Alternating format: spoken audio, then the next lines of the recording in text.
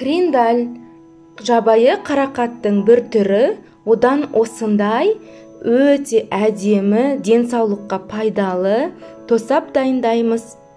Міндетті түрде каналға тіркеліп, соңына дейін көріңіз, сіздерге ұнайтынына сенімдімін.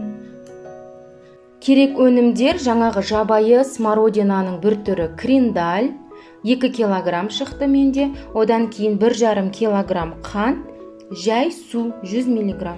Банкаларды стерилизовать етеміз. Оған мен мантоварканың астына су құйып, оны қайнатамын. Бетіне өзіне керекті банкаларды қойып шығамын. Әзірше 3 банка, 4 банка қоя салайын. Негізінде менде 2 килограмм болғаннан кейін көп шықпайды. Бізге жидегімізді блендердан өткізіп алу керек. Мен шетінен кішкенеден салып блендерға еземін. Егер сізде блендер болмаса, мясорубкамен істесеңіз болады.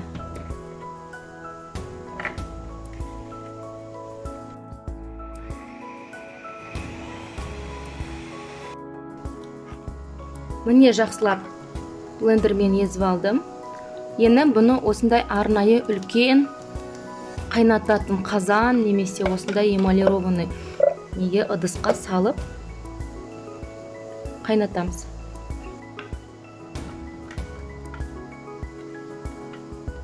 Блендердан езіп өткізіп алдық. Енді бұған қанттың барлығын салмаймын, жартысын саламын. Одан кейін 100 миллиграмм суды құямын. Және жақсылап араластырып аламын. Астын жағып, қатты отта қайнатамыз.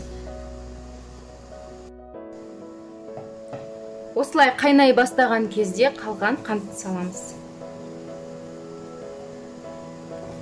Жақсылап араластырамыз.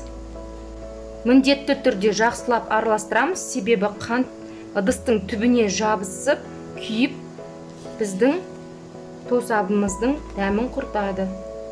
Тосаптың осылай қайнаған кезде бетіндегі көбігін жинап аламыз міндетті түрде. Бір бұрқ етіп қайнағаннан кейін, бетінен көбікті алғаннан кейін, астын кішкене азайтамыз да 15-20 минут қайнатамыз. Міне біздің тосап дайын, ол осындай қою болып шығады, қараңыз. Қоюланып, керемет түске енді. Астын өшіреміз. Енді біздің дайын банкаларға құйып шығамыз. Ыстық кезінде қайнағаннан кейін сразу құямыз.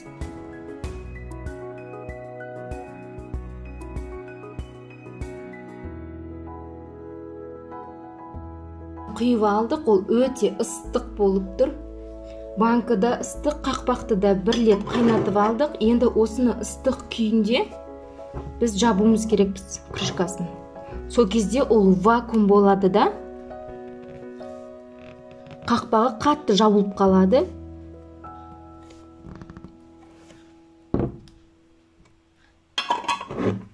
Екі килограмм криндальдан, жаңағы жабайы қарақаттан осында 2,5 килограмм тосап шықты.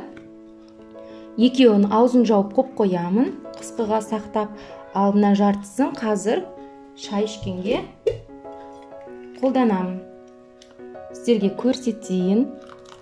Қазір сұйық болып тұр, бұл ыстық күйінде. Түсі қандай керемет, қараңыздар. Бұл әлі ыстық, қоюланған жоқ. Суығаннан кейін қоюлана түседі. Міндетті түрде менің рецептім бойынша жасап көріңіздер, сіздерге ұнайтынына сенімдімін. Видеоны соңына дейін көргеніңізге рахмет. Еңбегімді бағалап, лайк басуды ұмытпаңыз. Жапқан банкілерді міндетті түрде қараңғы жерде 2 күн сақтаймыз.